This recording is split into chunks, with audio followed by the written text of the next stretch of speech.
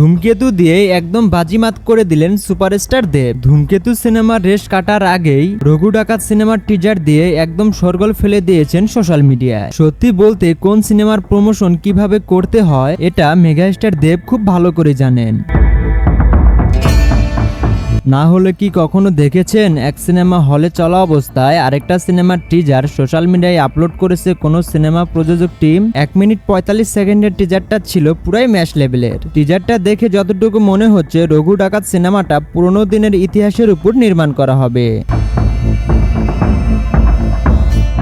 1 minute 45 সেকেন্ডের টিজারে megastar দেবকে অনেক অ্যাকশন করতে দেখা গেছে এবং এই টিজারে আরেকজন হিরোকে সুন্দরভাবে রিপ্রেজেন্ট করা হয়েছে। তিনি হচ্ছেন ওম। দুর্লভ রায়ের চরিত্রে অভিনয় করতে দেখা যাবে সুপারস্টার ওমকে। আরেকটা কথা না বললেই নয়, আমি আবার নতুন করে প্রেমে পড়ে গেলাম প্রিয়তমা খ্যাত অভিনেত্রী ইধিকা পালকে দেখে। ভাইরে, ইধিকা পালের লুকটা দেখার মতো ছিল।